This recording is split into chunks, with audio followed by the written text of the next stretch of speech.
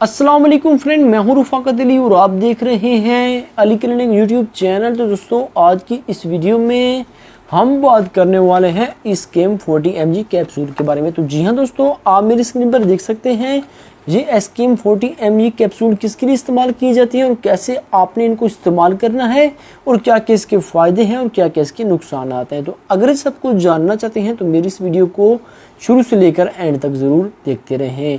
तो वीडियो शुरू करने से पहले अगर आपने अभी तक इस वीडियो को लाइक नहीं किया तो जल्दी से लाइक कर दीजिए। जो भाई अली क्लिनिक यूट्यूब चैनल पर नए हैं तो चैनल को लाजमी एक बार सब्सक्राइब कर लीजिए और साथ ही बेल आइकन को लाजमी प्रेस कर लीजिए ताकि आपको हमारी न्यू आने वाली मेडिसिन के रिलेटेड अच्छी वीडियो की मालूमात सबसे पहले मिल सके। तो चलिए वीडियो को स्टार्ट कर लेते हैं। तो दोस्तों जी, मेरे पास मौजूद है कैप्सूल एस्केम 40 mg। आप मेरी स्क्रीन पर देख सकते हैं ये एस्केम 40 mg आपको किसी भी मेडिकल स्टोर से आसानी मिल जाएगा। इसके फार्मूले के बारे में बात की जाए तो इसका फार्मूला है इसोओमेप्राजोल। ये एक हाईक्यू कंपनी का है, ये एक अच्छी कंपनी की प्रोडक्ट है। उसकी रिटेल प्राइस के बारे में बात की जाए तो उसकी रिटेल प्राइस है 400 रुपये। इसमें 14 कैप्सूल मौजूद होते हैं। अगर आपके मैदे में अल्सर हो चुका है, अगर आपके मैदे में ज़ख़म हो चुका है तो आप उसके लिए भी एस्केम कैप्सूल का इस्तेमाल कर सकते हैं 40 mg का। अगर आपको सीने में जलन रहती है तो आप उसके लिए भी एस्केम 40 mg कैप्सूल का इस्तेमाल कर सकते हैं। अगर आपको भूख बहुत ज़्यादा कम लगती है, आपको बेचैनी सी महसूस होती है और आपके मैदे में दर्द रहता है, आपके पेट में दर्द रहता है, आपका दिल ख़राब होता है, आपको सांस की नाली में जलन सी महसूस होती है, आपको दिल पे जलन महसूस होती है, तो आप उसके लिए एस्केम 40 mg कैप्सूल का इस्तेमाल कर सकते हैं। बहुत ही अच्छा कैप्सूल है।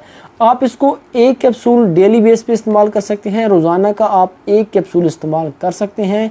अगर आप चाहें तो इसको खाने से पहले भी इस्तेमाल कर सकते हैं, अगर आप चाहें तो इसको खाने के बाद भी इस्तेमाल कर सकते हैं।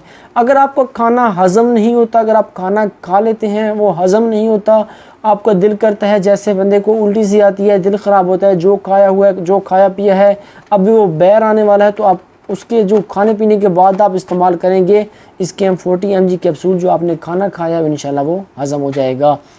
तो अगर आपको भूख नहीं लगती तो आप फिर इस्तेमाल करना है खाना खाने से आधा घंटा पहले। जिन लोगों को भूख बहुत ज़्यादा कम लगती है तो वो इस्तेमाल कर सकते हैं खाने से आधा घंटा पहले।